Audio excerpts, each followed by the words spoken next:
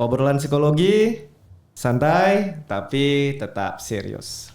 Sikat episode ini kita akan membahas sesuatu yang tidak seperti biasanya. Biasanya kalau sutradara kita sukanya seputar topik Cabul. dijawab sendiri. Nggak ikutan. Oke, selamat datang di Sikat Podcast, tempat di mana kita bahas kegilaan manusia modern. Hari ini topiknya diet ekstrim. Ya, diet ala generasi biar kurus sekarang, organ rusak belakangan nggak apa-apa.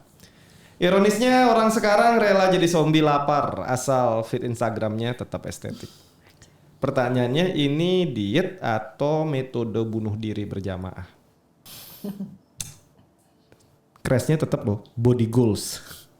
Dan seperti biasa kita hari ini akan ditemani oleh beberapa orang ya. Hari ini kita punya sahabat kita dari spesialisasi ahlinya di bidang teknik pangan dan gizi, ada psikolog dan ada rekan-rekan pembelajar psikologi juga. Oke, kita mulai dari Bu Pauline, silakan. Oke, ya. Senang sekali kita membicarakan tentang diet hari ini ya. Secara banyak orang yang mau berdiet kayaknya. Oke, semoga apa yang kita bicarakan berguna untuk semuanya. Oke, silakan.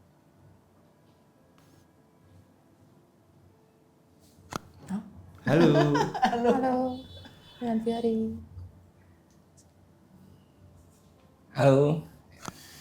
Salam kenal. Mungkin tak kenal maka tak sayang, boleh perkenalan singkat. Adi Palguna dari Prodi Teknologi Pangan Universitas Bali Dwipa. Terima kasih sekali sudah diundang di acara Sikat hari ini.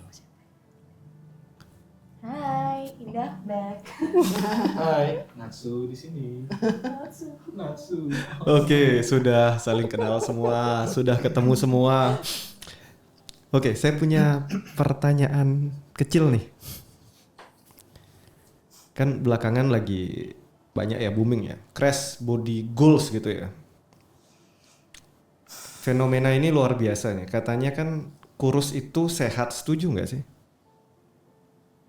Siapa yang mau menanggapi boleh silakan langsung. Apakah kurus pasti sehat? Yang muda. Tergantung. Yang muda. Tergantung. Tergantung apa yang digantung nih. Kalau memang berat badan sudah melebihi, misalnya nih kan ada BMI, ada obesitas segala macam. Kalau memang dia diminta untuk menurunkan berat badannya karena sudah lebih dari dokternya, jadi ya emang harus diet. Tapi kalau memang seorang itu bodinya udah proporsional, tapi dia karena tekanan dari luar, akhirnya dia memilih untuk diet. Gitu. Berarti kurus belum tentu sehat ya, tergantung masing-masing orang ya. Ya. Tapi kan belakangan booming tuh, body goals, harus kurus. Kalau nggak kurus nggak keren gitu. Lebih ke FOMO aja nggak sih? FOMO sama tuntutan. Iya, tuh tekanan dari luar tuh pengaruh banget ke diri kita secara pribadi.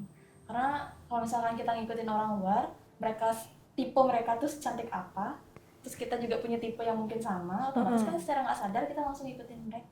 Nah, ini menarik nih. Saya punya pertanyaan kecil yang menggelitik nih pas nih, dan ini cocok dijawab sama generasi muda kita dulu nih. Kita punya 2 orang generasi muda, wanita. Yang wanita dulu nih. Pilih kurus apa gemuk? Proporsional sih. Nggak kurus, nggak gemuk, karena dua-duanya punya pengaruh yang signifikan ke diri sendiri. Oke. Kurus, kalau misalnya terlalu kurus juga nggak bagus, terlalu gemuk juga nggak bagus. Jadi proporsional aja sesuai dengan ya proporsi badan kita. Oke, saya ganti sedikit pertanyaannya ya. Buat para perempuan muda ini, kalau cari pasangan cowok, pilih yang gemuk apa yang kurus? Proporsional juga. Nggak yang kurus, nggak yang gemuk. Pokoknya pas bodinya. Sesutradara kita? Agak gemukin lagi dikit aja. Bisa Asu? Natsu. Nah, saya kan kurus. Gemukin lagi dikit. Lebih gagah lagi dikit. Oke. Sebapak kita? Peyut. Sampai sini. Tergantung. Proporsional ya. Oke. Kita menuju ke lelaki kita nih. Satu-satunya. Enggak satu-satunya. Pojok kanan. Bang Natsu nih. Bang, kalau cari pasangan yang kurus apa yang gemuk?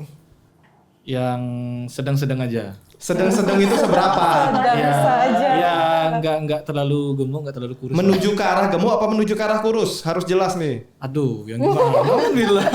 Detail. Yang berisi semok, montok atau Lebih ke berisi kayaknya kalau Berisi. saya. Iya. Oke. Berarti kan kalau gemuk. Iya, betul. Sekarang kita akan menuju ke senior-senior kita nih. Dari Ibu Pauline dulu deh, boleh? Bu, Gimana? kalau lihat laki-laki keren yang gemuk apa yang kurus?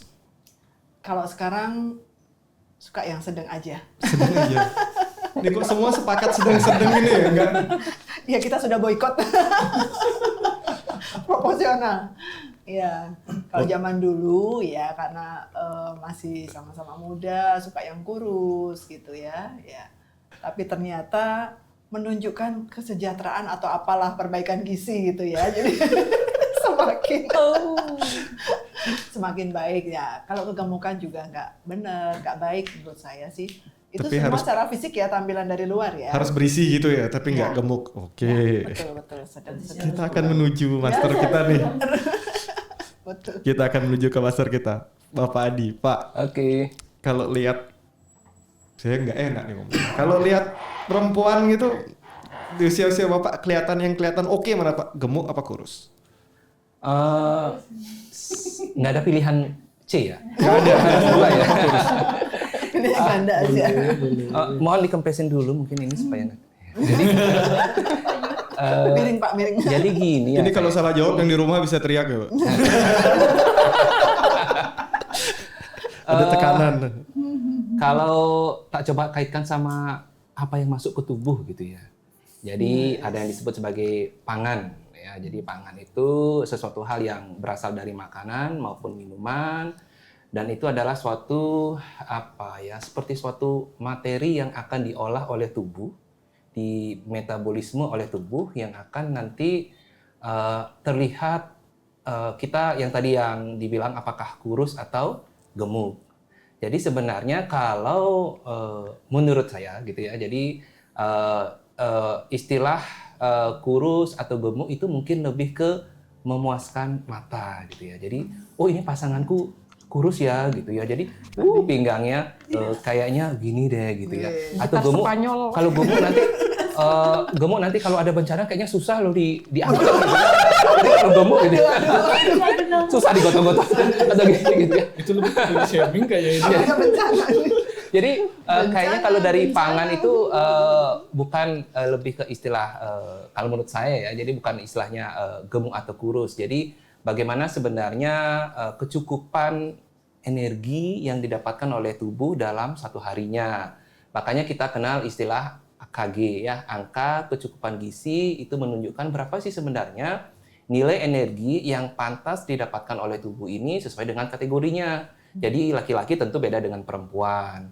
Kemudian usia produktif mungkin kita sebut 25 tahun mulai 60 tahun tentu berbeda dengan usia yang tergolong lansia AKG-nya. Kemudian aktivitas atau profesinya. Mungkin saya ini lebih banyak duduk gitu ya dibandingkan Mike Tyson yang gitu ya, atau mungkin ada Taufik Hidayat dan sebagainya, itu jauh energinya lebih banyak. Jadi kalau dari sudut pangan dan gizi mungkin itu lebih cocoknya berapa sih sebenarnya energi yang diperlukan oleh tubuh sehingga tubuh itu terlihat sesuai dengan IMT-nya, indeks massa tubuh itu dikategorikan normal. Jadi lebih tepatnya kalau saya dari pangan dan gizi adalah dalam kategori normal. Mungkin gitu.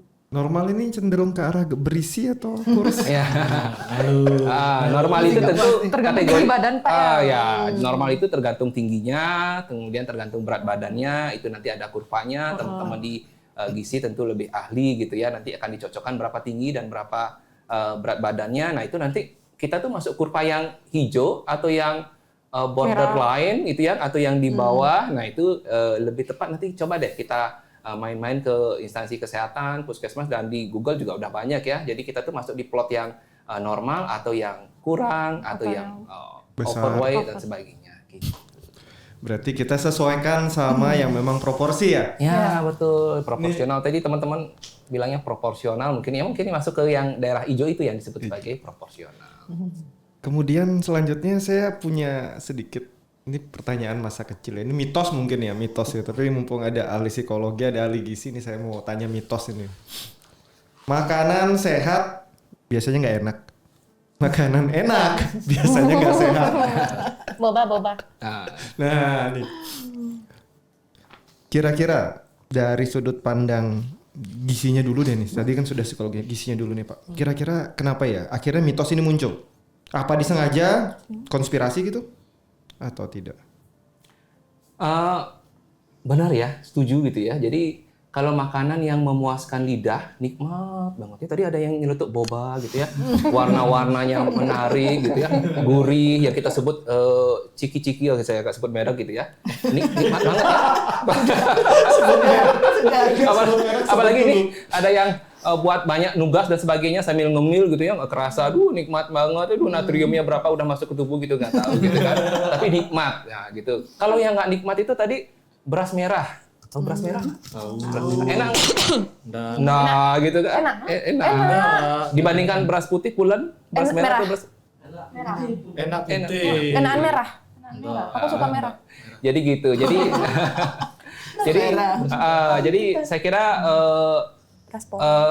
Gen Z sebagai generasi untuk mencapai Indonesia emas ini, saya kira marilah gitu ya, bahwa apa yang masuk ke tubuh kita ini adalah yang dalam batas wajar, yang ditoleransi oleh indera pencecap kita, yang benar-benar diperlukan oleh organ-organ pencernaan kita, sehingga nanti harapannya makanan dan minuman yang masuk ke tubuh kita ini menjadi sesuatu hal yang memang nutrisinya diperlukan, bukan untuk memuaskan lidah, bukan untuk ikut-ikutan viral dan sebagainya, tapi betul-betul tubuh kita ini mendapatkan nutrisi yang nantinya akan bermanfaat untuk kesehatan, bermanfaat untuk fungsi jangka panjang, harapannya nanti organ-organ tubuh kita optimal, sehingga generasi penerusan bangsa ini bisa semakin berkarya. Oke. Tapi berarti dari gizi setuju ya, makin enak makin nggak sehat ya? Setuju. Setuju, oke. Kita lihat sudut pandang psikologinya. Oke, kita menuju ke Ibu Pauline. Bu, gimana nih Bu? Mitos ini sudah berkembang, ternyata mungkin bukan cuma mitos, tapi fakta. Makanan enak nggak sehat, makanan sehat nggak enak. Gimana nih Bu? Enak nggak enak ya, bingung juga sih. Tapi enak dicampur enak nggak ya? Enak. Belum tentu loh es krim enak dengan tembakau enak campur. Sempoyongan. Bisa kok, bisa. Ya. Bisa lempuyongan. Jadi sebetulnya kalau menurut saya sih itu pengaruh ekonomi kali ya. Di luar sana mulai banyak orang berjualan ini itu dicampur yang dulunya itu orang tidak berpikir bahwa misalnya jus itu biasanya dari buah yang manis dan segala macam, tetapi sekarang ada ditambah lagi varian-varian yang tidak masuk akal, yang menurut kita sudah di luar batas, menurut kita sudah tidak pada tempatnya, tapi kok juga bisa dimakan dan banyak seleranya, banyak peminatnya gitu ya. Dicampur ini itu justru yang kita tidak tahu bahwa ternyata di luar itu kandungannya itu luar biasa yang bisa membuat diri kita, bagian-bagian tubuh kita menjadi rusak, menjadi terkontaminasi kalau kita setiap saat atau rutin mengkonsumsi itu. Jadi menurut saya pengaruh ekonomi juga menjadi enak semuanya. Memang segala sesuatu itu kalau dicampur itu dan memang pas sesuai, orangnya juga pintar memix segala macam itu memang jadi enak, dan kita pasti akan coba, walaupun sekali dua kali pasti akan kita berusaha untuk coba dengan segala macam nama-nama tema-tema tertentu ya, sempat waktu itu viral, lalu padam lagi viral yang lain dan segala macam itu. Tapi bagaimanapun kita penasaran kan, ingin coba. Nah itu pengaruh-pengaruh ekonomi itu. Tapi setelah itu kalau kita masih mengkonsumsi terus ya itu yang tidak boleh menurut saya. Karena semakin banyak campurannya akan semakin banyak faktor yang membuat kita menjadi banyak masalah lah di dalam kesehatan. Oke, berarti secara psikologinya setuju nggak konsep tadi? Bahwa makin enak makanan makin nggak sehat, makin nggak enak makanan makin sehat? Ya, setuju. Setuju, oke kita dapat 2 setuju. Oke. Kita masuk ke sahabat-sahabat muda kita. Gimana nih, setuju nggak yang tadi boba-boba ini siapa nih? Penguasa boba, gimana? Beliau ini salah satu pengusaha boba. Amin. Amin. Membantu ketidaksehatan bang. Lu salah. Lanjut. Bisa boba sehat pakai ini ubi? Oke. Setuju nggak? Makin enak, makin nggak sehat. Makin sehat, makin nggak enak. Kalau di luaran sana konspirasinya memang benar. Cuma sekarang kan kita udah pintar masak ya. Terus juga masakan zaman sekarang tuh udah banyak menu banget di internet kan, media sosial itu. Kalau bilang kalau makin nggak sehat, makin enak, makin nggak sehat, makin nggak enak, makin sehat. Sebenarnya nggak. Kita bisa kok misalnya nih panggang ayam. Cuma di air fryer, pakai paling garam plus ada kan minyak wijen, itu udah enak. Oke. Tergantung mindset kita sih. Cara untuk menilai mengolah makan ya? itu. Cara ngelola juga mindset pikiran kita. Kalau memang kita berpikir segimanapun kita pintar ngolahnya, terus mindset kita bahwa makanan itu enak, pasti makanan itu enak. Tapi kalau memang mindset kita bahwa langsung ngecap ini nggak enak, pasti makanan itu nggak enak. Oke, kita menuju ke 2 sahabat kita nih. Silakan duluan. Natsu dulu deh. Natsu gimana Natsu? Setuju nggak? Setuju ya, soalnya kalau misalnya makanan sehat itu kan pasti bumbunya sedikit kan ya. Jadi ya otomatis lidah tuh nggak bisa ngerasain apa-apa gitu loh. Sehat memang, tapi ya gitu nggak ada rasanya. Ya, setuju. Kalau aku sih balik sama sih kayak siapa namanya tadi? Ya itu Fiori. Ya Fiori. Balik ke mindset kita sebenarnya. Karena kan kalau misalkan makan enak dan gak enak tuh pilihan kita kan. Jadi ya balik lagi mindset kita gimana, pola makan kita gimana, karena yang ngejaga juga kita. Jadi ya kayak gitu. Oke, berarti ini ada PR nih buat sahabat-sahabat kita di teknik pangan ya. Bagaimana mengolah yang katanya nggak sehat ini diolah dengan cara sehat dan jadi sehat. Lalu untuk teman-teman yang bergerak di bidang psikologi, bagaimana menanamkan mindset yang sehat ini enak dari kecil, dicekokin gitu mungkin ibunya sama saya. Enggak. Zaman sekarang kan apa ya, bahan makanan itu udah enak-enak kok. Kayak misalnya janganlah sebut merek. Pokoknya yang botol-botolan itu atau apa tuh banyak kok yang merek enak-enak, tapi merek luar. Nah, ini tantangan nih merek luar. Bagaimana Pak biar jadi merek lokal Pak? Kita buat ya. Harus kita produksi nih.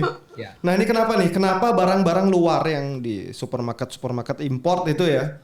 Itu lebih laku dan ya orang kita kan FOMO ya. Wah, barang import keren gitu. Barang lokal enggak ngolahannya nggak bersih. Padahal belum tentu. Benar. Kenapa kok akhirnya masyarakat kita lebih meyakini negara maju sana itu barangnya lebih bagus daripada kita? Berapa waktu yang lalu, mungkin 1-2 bulan lalu ya, saya ada sharing sama beberapa sahabat merhati gizi di benua seberang. Kalian bersyukur di Indonesia pisangnya normal, pisang tempat kita ukurannya besar. Kita ngira makanan luar negeri sehat, bakal rekayasa di sana lebih kacau.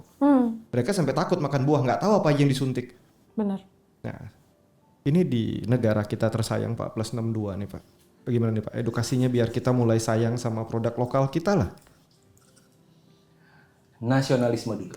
Nah, loh. Jadi diawali dari nasionalisme dulu. Komoditas pangan kita dari perairan ya, dari umbi-umbian, dari serealia, dari perkebunan, itu luar biasa banyaknya. Kita ada yang disebut sebagai pangan lokal. Nah, dulu waktu masih belajar ya gitu ya. Jadi banyak guru besar di tempat saya kuliah di Institut Pertanian Bogor itu, beliau meneliti pangan lokal yang ada di Indonesia. Luar biasa banyaknya, luar biasa melimpahnya. Sebutlah di daerah timur teman-teman ada yang mengenal sagu.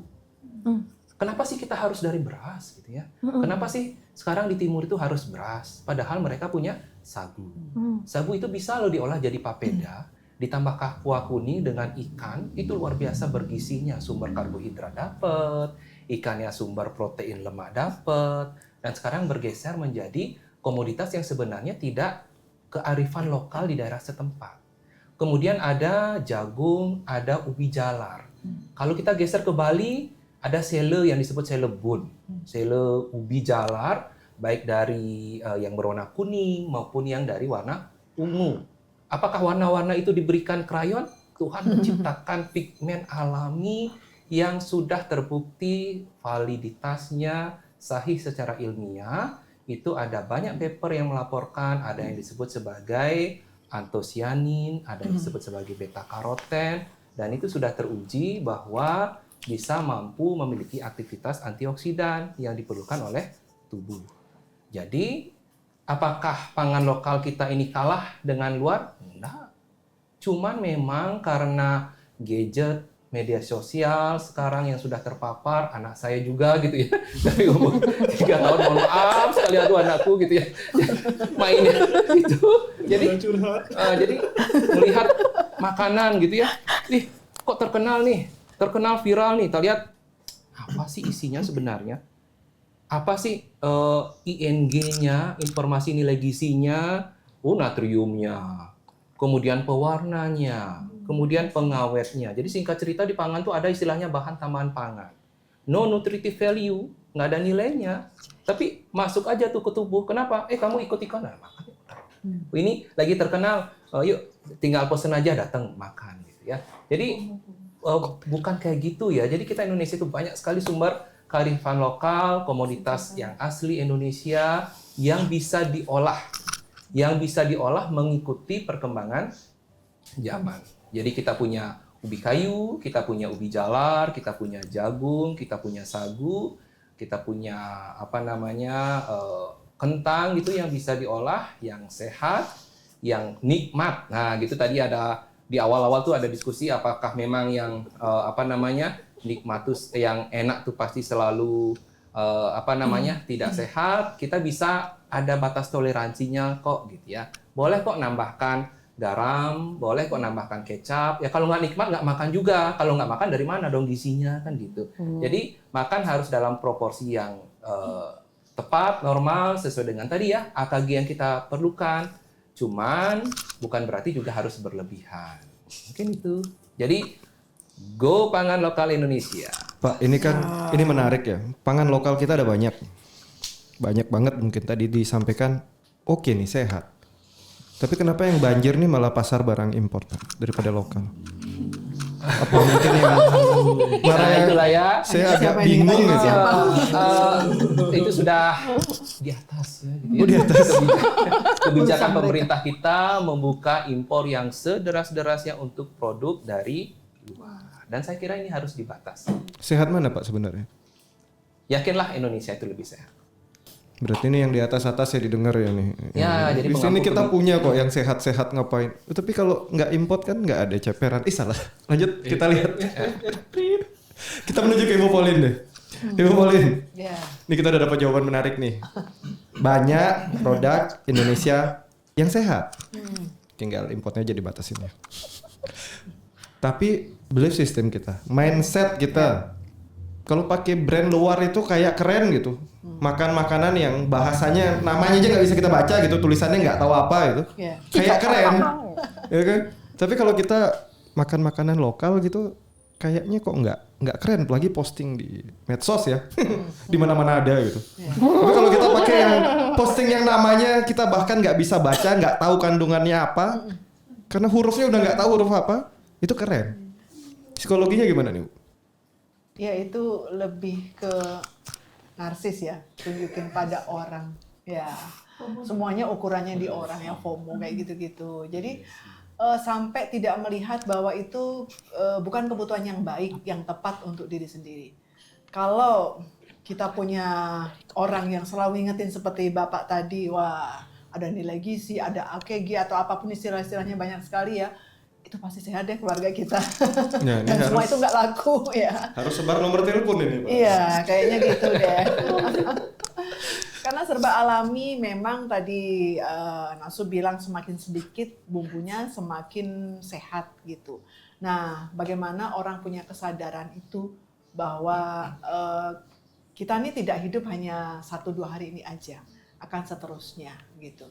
Nah, kadang-kadang yang sebagai remaja sering lupa bahwa ya untuk memenuhi keinginan orang lain, ukurannya orang lain, penampilannya di luar sana dan sebagainya, itu yang dipenuhi. Mata orang lain lah yang dipakai untuk penilaian.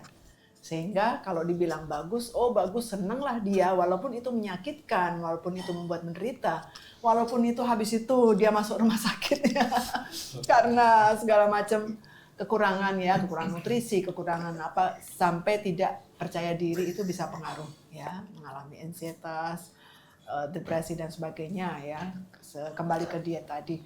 Jadi semuanya karena ukuran orang lain, bukan ukuran diri kita. Jadi kalau kita mulai menyadari bahwa makanan kita itu yang membuat kita bisa hidup lama adalah makanan yang alami, tentunya akan menjadi lebih baik ya. Sekarang saja ya saya sudah mulai makan makanan rebusan, dan itu juga sudah saya lakukan di keluarga saya, kukus-kukus dan segala macam. Untuk minuman-minuman saset semua beberapa masih dipakai, tetapi selalu saya lihat di situ ingredients-nya ya. Gula terutama di situ, ada berapa gram. Kalau saya sudah melihat di atas 10, saya nggak pilih. Ya, apapun itu gitu ya. Walaupun dulu pernah menjadi kesayangan saya, favorit saya, tapi ternyata ada efeknya. Mungkin saya jadi batuk, mungkin saya jadi kebanyakan dan segala macam. Karena penyakit itu bisa jadi kapan aja.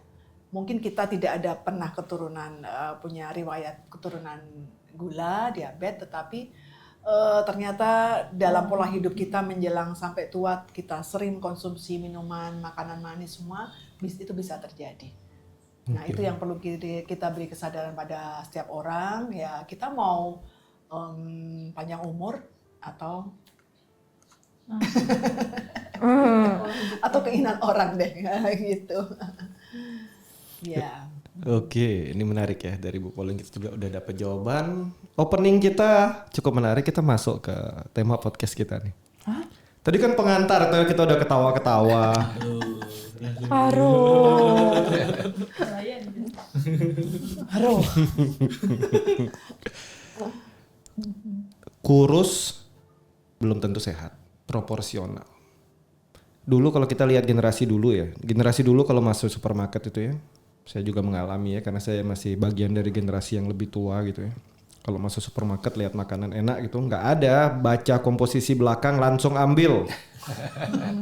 Tapi jujur, sejak terjadi kondisi darurat COVID dulu ya, orang sekarang lebih peduli komposisi, kesehatan dijaga. Mau beli barang, sekarang anak-anak sekarang itu kalau beli barang dilihat komposisinya. Dulu betul. itu tidak pernah terjadi, bahkan di blok komposisi juga nggak peduli, bahkan ada beberapa produk yang nggak ada komposisinya dan beredar, nggak tahu kenapa bisa ya. Kita kembali lagi. Tapi di zaman sekarang ini sudah lebih maju, bagus sekali, luar biasa kesadaran kita mulai, tapi kadang kesadarannya kelewat ya.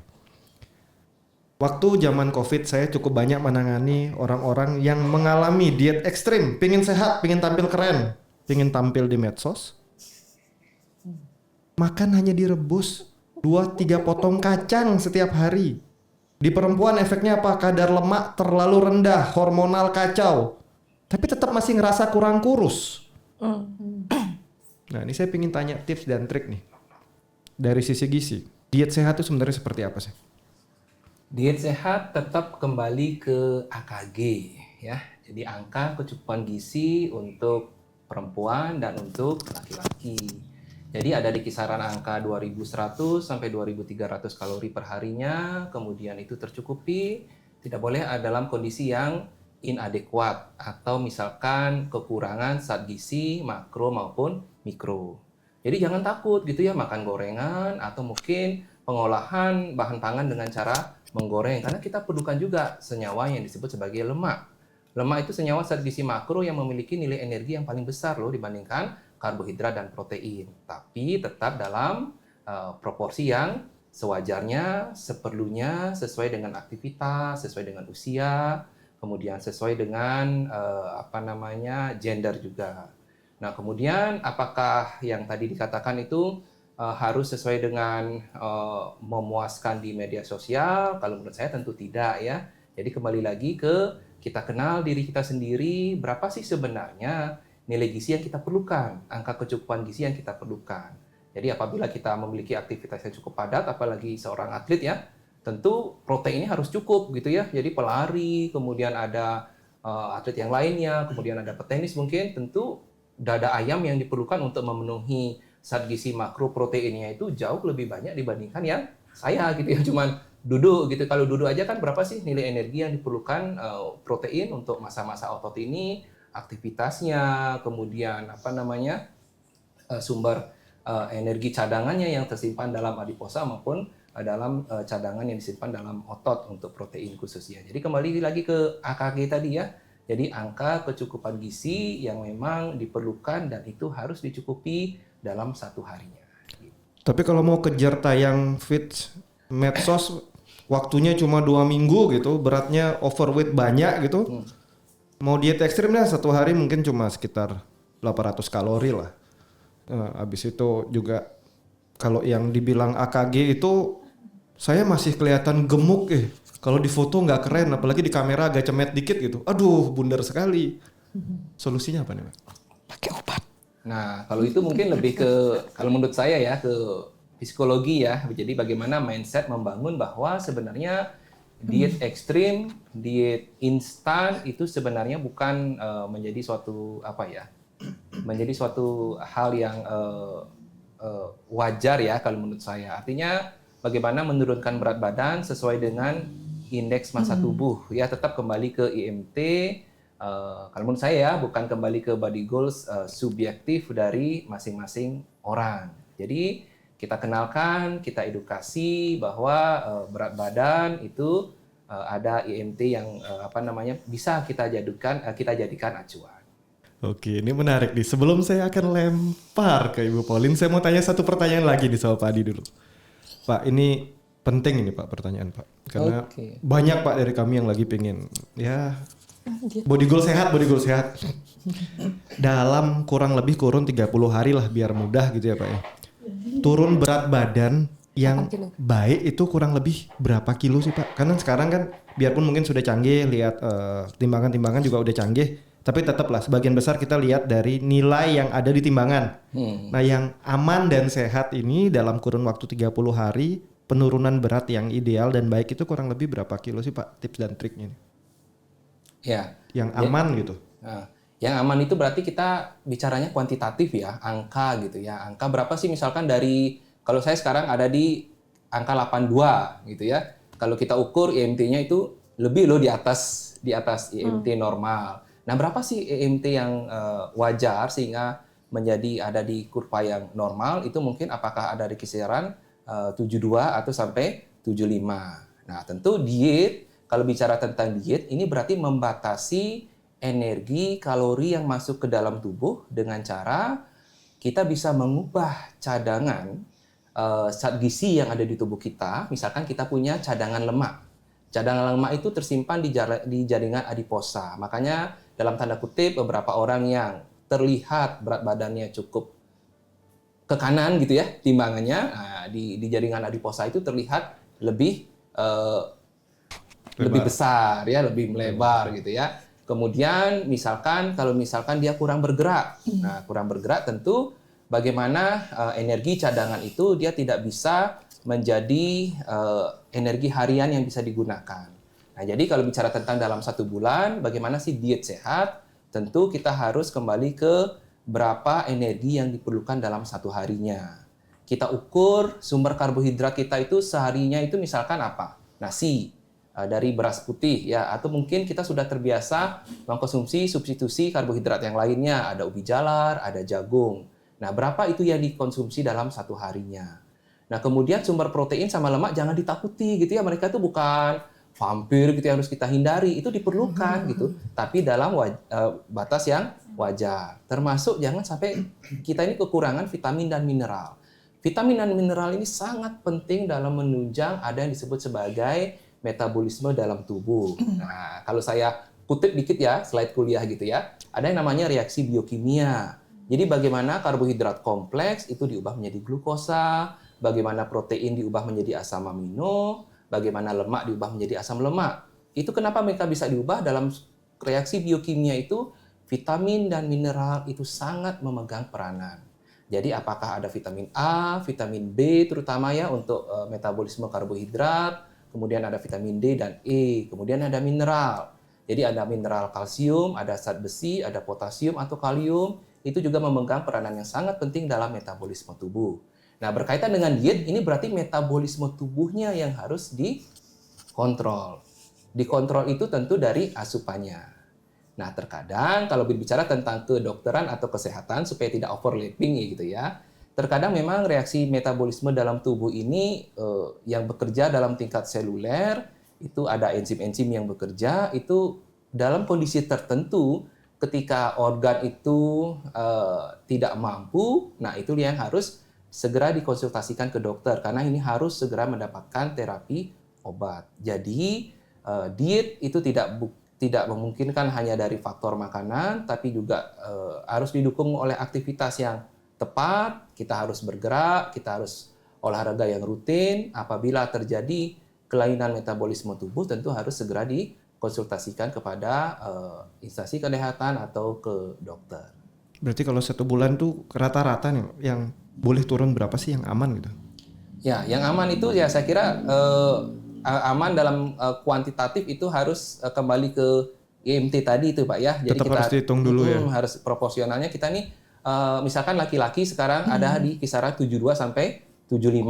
Nah, kemudian awalnya kan 100 misalkan. Nah, apakah langsung sebulan 20 kilo gitu? Seperti itu saya kira tidak. Dan ada beberapa kasus yang saya cermati ya betul-betul jadi perhatian sekali.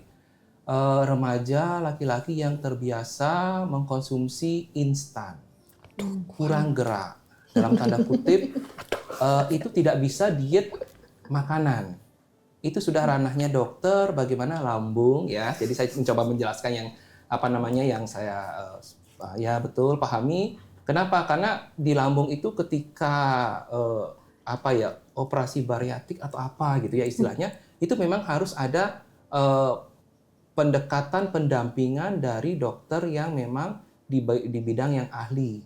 Jadi jangan deh gitu ya, kalau menurut saya diet ekstrim yang ketika 1 bulan harus turun 30 kilo dari 140 jadi 110 atau bahkan ekstrim banget gitu ya. Katanya IMT-nya harus 72 nih. Aku sekarang 120, berarti kisaran berapa itu? Sekitaran 50. Hampir 48 gitu ya. Turunnya dalam 1 bulan. Nggak makan-makan. Atau makannya buah aja paginya. Ya kalau buah itu terus karbohidrat, vitamin, lemaknya dari mana? Kan gitu. Jadi betul-betul harus diperhatikan zat gizi makro dan mikro itu harus tercukupi dalam 1 harinya. Jadi saya kira kalau diet ekstrim itu harus terpantau oleh dari ahli gizi bidang kesehatan yang terkait sehingga seorang itu bisa betul-betul didampingi seberapa berat badan yang wajar, yang normal turun dalam 1 bulannya. Tetap harus memperhatikan kecukupan angka kecukupan gizi dalam 1 hari. Oke, ini menarik ya. Jadi ini ya teman-teman yang diet ekstrim, nggak mau makan nasi, mau makan buah aja ya. Kalian bukan kelelawar ya, ingat. Kita akan menuju dari sudut pandang psikologinya nih, menarik nih. Karena organ kita kan kompleks ya dia. Kalau kita mungkin kelelawar cukup makan buah ya. Tapi kalau kita bukan kelelawar ya ada zat-zat lain yang harus dipenuhi lah ya. Kita akan menuju sudut pandang psikologinya nih dari Bu Pauline. Yeah. Bu, tadi kan kita dapat jawaban nih 1 bulan. Kadang kita harus 2 minggu nih Bu turun 30 kilo biar kejar tayang ya. Mau tampil di medsos itu biar kelihatan kurus gitu. Padahal sudah kurus. Ini kenapa ya? Kadang orang kok ya nggak cuma kalau dulu mungkin banyak di perempuan ya, tapi sekarang banyak laki-laki yang juga pingin tampil wow gitu dengan diet ekstrim, pamer badan, suntik-suntik nggak jelas ke dalam tubuh, pokoknya keren gitu. Ini apa kadang-kadang mereka diet itu otak kurang glukosa jadi bodoh atau gimana Bu? Ya, kalau menurut saya sih karena kembali lagi ke diri sendiri ya itu ya. Apa sih yang mau dituju? Apa sih yang menjadi tujuan dari diet itu? Yang pertama memang tentu sebelum melakukan diet kan harus konsultasi dengan ahli gizi. Nah, sesuaikan dengan kondisi tubuh, punya kesulitan penyakit apapun itu. Tetapi kalau yang orang ya pamer segala macam itu kan sebetulnya untuk menunjukkan rasa percaya diri mungkin ya. Barangkali dia punya kekurangan di sisi yang lain ya. Perilaku atau apapun itu, tetapi kalau dari segi fisik kelihatan bagus kan orang langsung lihat oke gitu ya. Jadi kalau dari dalam berotot.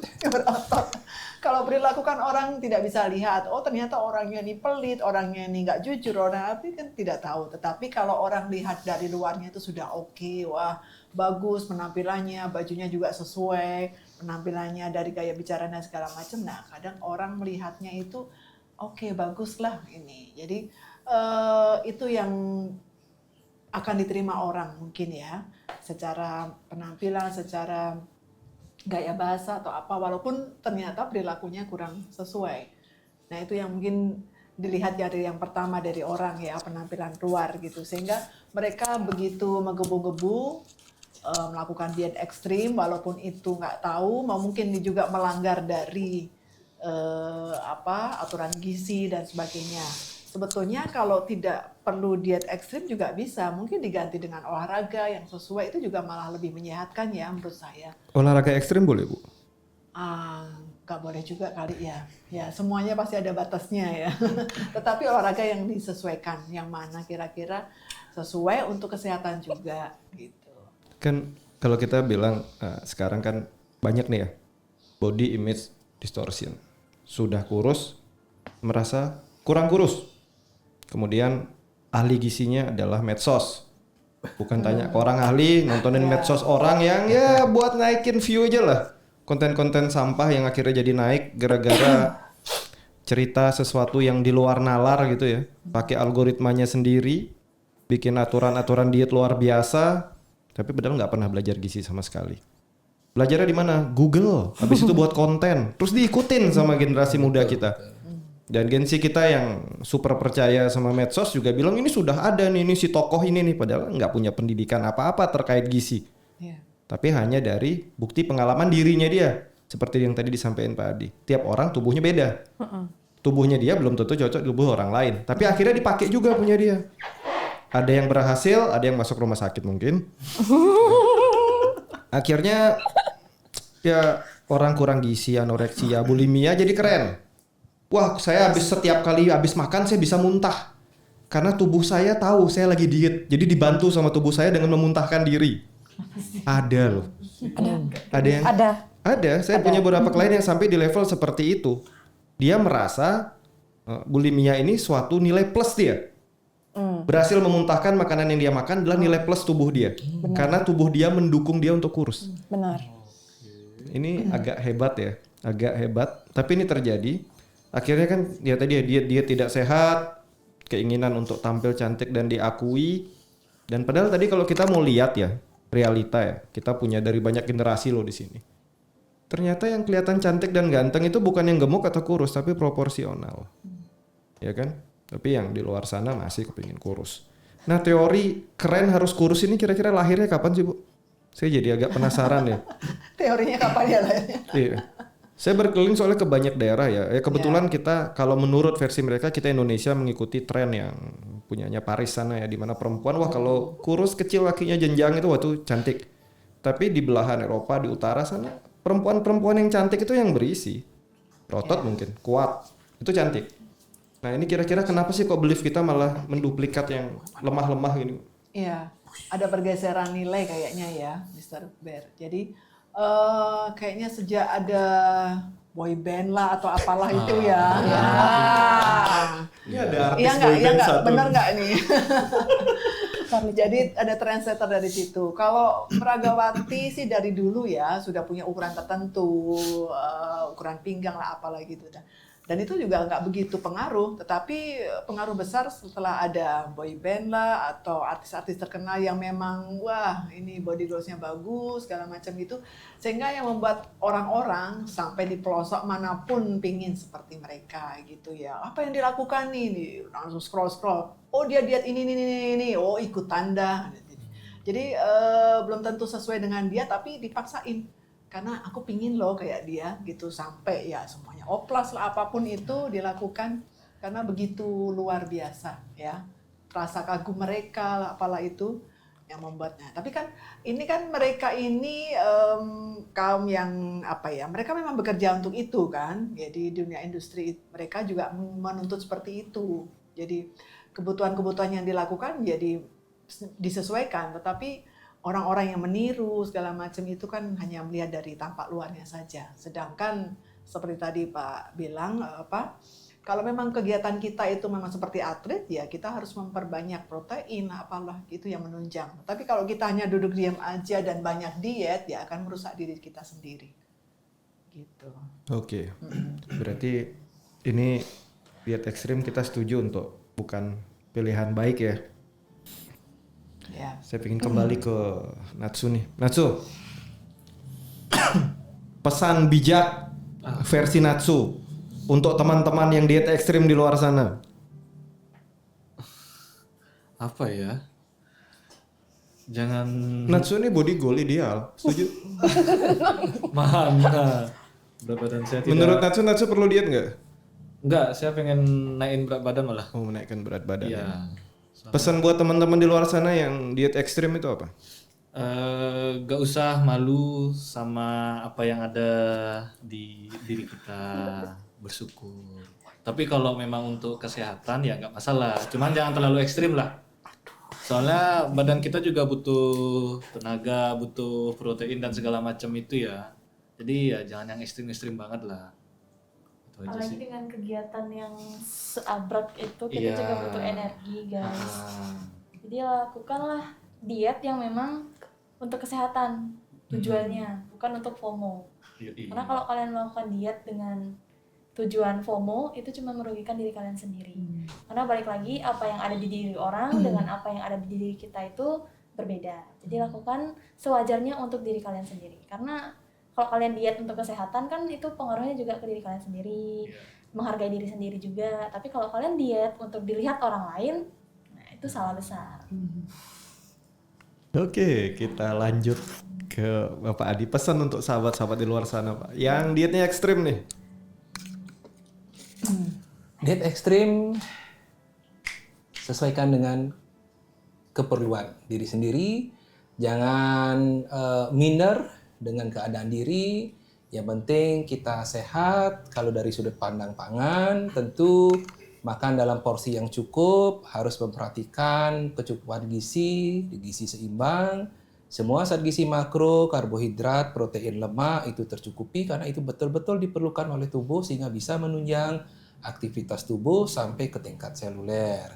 Kemudian jangan lupa juga keperluan vitamin dan mineral, baik yang makro dan mikro, juga itu harus tercukupi. Jadi jangan sampai ikut-ikutan diet ekstrim supaya body goals, apalagi mengikuti tren di medsos ya, yang belum tentu valid sumbernya, kemudian belum tentu sesuai juga dengan tubuh kita. Jadi kenalilah diri sendiri, kenalilah apa yang diperlukan oleh tubuh ini, sehingga yakinlah itulah yang terbaik untuk kita. Oke, terima kasih. Kita lanjut. Fiori silakan. Ada pesan apa Fiori? Ini Fiori dari tadi kayak gelisah ini. Masalahnya udah Utama Jangan-jangan Kayaknya ada body. instan tadi. Fiori ini salah satu yang sedang diet ekstrim ya. enggak. Pelaku Mungkin dulu utama. pernah. Ya, dulu memang pernah melakukan diet yang ekstrim plus pakai obat. Memang turunnya luar biasa. Drastis, Cuma kita mental yang nggak baik kan. Karena masih tuntutan segala macam. Oh kamu kenapa gemuk segala macam. Nah lingkungan itu mempengaruhi sekali Bu untuk diet kan. Akhirnya memilih diet yang ekstrim itu. Kita nggak menyalahkan yang pelaku diet ekstrim, tapi salahkan juga lingkungannya. Karena lingkungan yang membuat kita untuk diet. Terus satu sisi juga setelah kita diet, apakah kita puas dengan hasil itu? Memang terkadang kita puas, tapi merasa kayak orang-orang pas kita diet, kok mukanya sayu ya, kok ini bla bla bla dibilang sakit atau segala macam. Akhirnya si anak ini mencobalah diet yoyo, akhirnya kan udah mencoba diet, kembali lagi, gemuk lagi. Nah, mental itu dipermainkan sekali.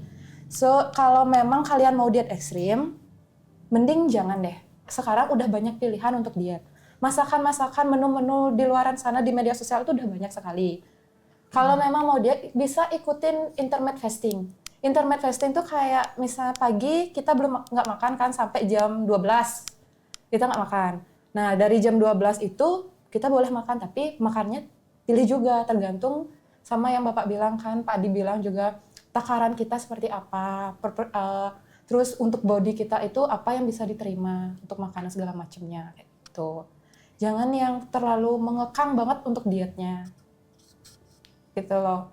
Kalau kita diet, pikirannya pasti, wah diet nggak makan. Nah, itu udah salah. Diet boleh makan, tapi dijaga makanannya. Gitu.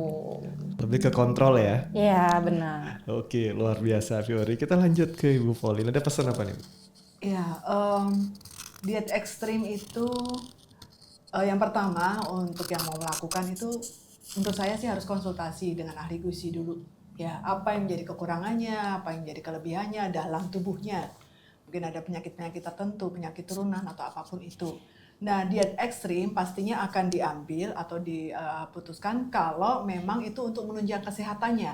Jadi bukan untuk penampilan, bukan untuk keinginan orang lain dan sebagainya. Untuk menunjang kesehatannya yang betul-betul harus diperlukan supaya kesehatannya menjadi lebih baik ya, lebih sehat dan sebagainya itu. Kalau tidak diperlukan, tidak perlu diet ekstrim, bisa dicoba yang lain. Karena banyak makanan sehat, banyak cara-cara yang bisa dilakukan. Sebab kita juga harus ingat bahwa siapa yang bisa mencintai diri kita kalau bukan kita sendiri. Jadi kita juga harus berkorban, menahan diri, mengendalikan diri untuk tidak ikutan dan segala macam itu. Kita perlu berpikir panjang juga, memilih cara yang tepat untuk kesehatan kita. Oke, terima kasih Bu Pauline. Luar biasa nih pesannya ya. Nggak perlu nyenengin semua orang ya. Dalam artian kamu kurus, dibilang kekurusan. Udah makan, dibilang kegemukan. Ingat, tubuh kamu itu rumah kamu, bukan etalase jalan. Jadi nggak perlu dipamer-pamerin untuk dapat validasi. Intinya diet ekstrim itu bukan solusi sehat ya, tapi ilusi. Kalau cuma ngejar validasi aja ya kita mati bukan karena kegemukan mungkin. Tapi karena kita punya kebodohan itu ya. Podcast kita tentang diet ekstrim, sekali lagi, belum tentu 100% benar. Tapi harapan kami, ada sudut pandang baru untuk melihat ya. Bahwa diet ekstrim yang berbahaya, bukan dengan pertimbangan ahli medis dan gizi, itu jelas nggak sehat. Dan ingat, medsos bukan guru yang tepat. Tapi siapa? Mereka yang ahli di bidangnya. Sekali lagi, konsultasikan. Banyak profesional di luaran sana yang bisa bantu kalian. Jadi berhentilah menyiksa tubuh kalian hanya demi like yang bertambah. Sampai di sini podcast kita tentang diet ekstrim. Kita akan ketemu di podcast-podcast lain. Terima kasih, sampai jumpa. Terima kasih, bye.